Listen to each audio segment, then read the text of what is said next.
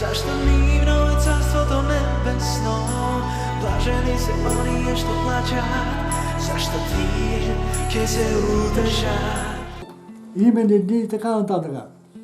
И решихме да организираме екскурзии. Те това ще го прочетат, татко. Нали не записвате вече? Ама те има го. И после? Да. За екскурзията. И първата година се събрахме 35 човека. Отидахме там. По случай Линден. Взимахме, да, и Линден, разбира се. Взимахме 2 овце, на шиш ги въртяха, правяха това и прекараме. Другата година решихме да се активизираме. Създаде се комитет от 5 човека. И почнахме агитация. Организирахме 150 човека. 150 човека, македонци. Той каза Ангел. Се видяме с Ангел. Ние чуем се по телефона. Да. Вот тя снима на погребение. И тези документи да ги даваме да ги снимат. И нищо не става. И сега, аз съм бил български войник, не като българин, а като македонец. Така? Тук пише всичко.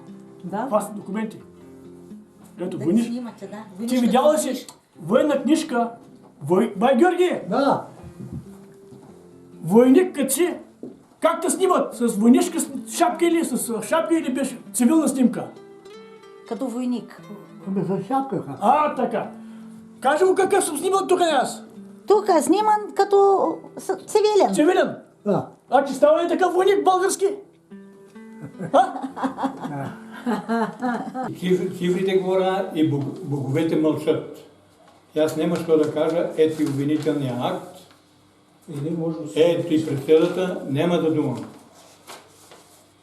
И ще ти дам един адрес, който да се срещнеш с този човек, той ще дума.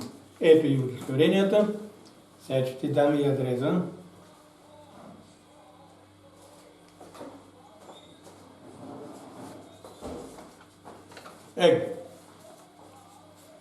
Това е телефона. Той е от Скопие. Професор, учен, съпроцесник.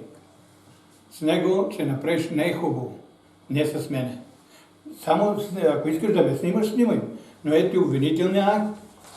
Той е професор там. Той може да говори. Съпроцесник. Заедно сме лежали. Заедно сме съдени. Ето и удостоверенията за присъдите. Ние сме македонци по рождение. Но до 56-та година се знаеше, че тук е Македония и всички сме македонци. Но тогава политиката се смени и викат, тук няма македонци, това са българи и така. И тия, които ние се усещахме като македонци, бяхме подложени на гонене, на така. И той, нали, с една група ученици, като младежи на 17-18 години, права една група, нали, и се занимава с разнасяне на литература, да се чете история за Македония, да се доказва, че тук е македонски. И за тази работа, нали, него, заедно с неговия съпроцесник Георги Поп Атанасов. Пред 2 години или 3 беше на Търново, бяхме на събор. Там сборе Груевски, там родоначалника на Битола и аз борех. И накрая, после уедохме в един ресторант да апнем нещо. И Груевски праша егейците, вика, що ги кажете вие, как сте, що сте? Да, това. Вие пенеците, аз викам, да не стане и вашата работа като на Любчо Георгиевски. Вика, какво ще стане ми? Ой да подписава с българския премиер, дека не се интересира за луги, кои не са градени на Република Македония. За нас не удритна, фактически. Нема да биде така. Нема да биде, ама си е. Исто си е. Нема никакво подобруване. вече колко векове прикриват, че няма Македония. Остави ga някаква област, ама пак само и само да прикрият, да изтрият, да няма Македония. Пък за македонци, българите пък още по-напъки. Има Македония, но няма македонци. Так, едните викаат има Македония, овие другите викаат нема, не признаваат територија јужно-србијан, црквата не ја признаваат овие јазикот, а албанците сега учат дека Кирил и Методи и Климент и Наум се илири албанци. Вика, дојдоа словените од 6 век и се албанско што избркаа. А тие истите ги палеа црквите, фреските, ги од 9 век во Матејчи ги уништија комплетно фреските. И сега викаат нивни се тие. Тоа е тоа. Така е нашата работа. Па затоа ние мора да го разкажем това насекаде. Треба да се раскаже, да се зборува вистината. Иначе нема друг начин. Ја знаете онаа метафора за слите слуги што им дал Господ по 1 динар и кога се вратиле едниот 1, другиот 2, другиот 5. Да.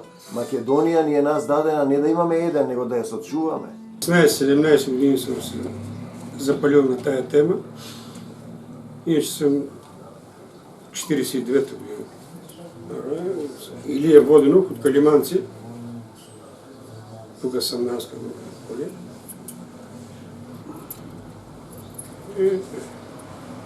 68 година пролета прави в селото една група, организация. Група в началото, после правим организация. И като последствие избират мене за председател на групата, ръководител. Обаче в септември става един провал. Има предатели навсекъде. Макар да ме горише за палката, и аз съм си македонец, и македонско държавенство имам. Вие, Стояне, като дойдехте, ти, Богдан Проста Гошо, То не жена, Байбора, жена ми и она е македонка. Децата ми. 91 година, кога 91 Внучката ми завърши в Охрид. Той с китарата и сега и народа, какво беше съдружно. Кога аз напознах вече и край. И край. Той другият отворите. Всичко и на запад. Това беше цел за да те вземе местото. Това е. Всичко беше да. Знаеме, он Що каза за моя? паричките. Отворите го той да го след. И само он да оде. Това борбата беше да не сме.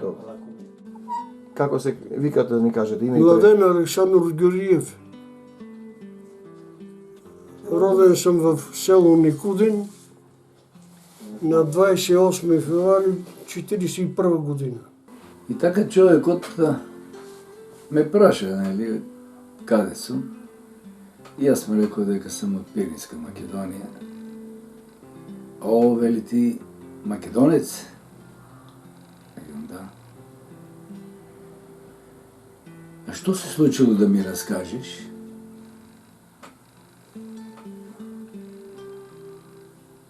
И аз му кажа, защо съм го ударил?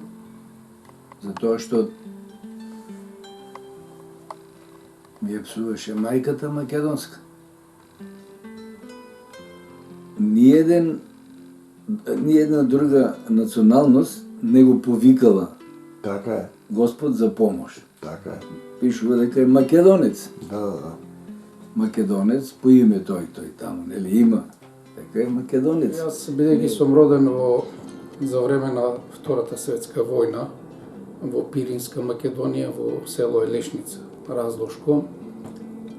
И сум растел по Втората светска војна, кога се случува некои настани поврзани со Македонија, со македонското прашање. Сведок сум на некои настани кои таму се случуваа. Така, например, јас кога бев во прво деление, тоа беше на сила културната автономија во Пиринска Македонија. Ние таму учиме македонски јазик, македонска национална историја. Имаме учител по македонски јазик кој се викаше Живко Велевски од Ресен. Човекот беше прифатен од населението, така како свој човек, како македонец. Блажени се милостивите, зашто тие се помилувани. Блажени се чистите по срце, зашто тие ќе го видат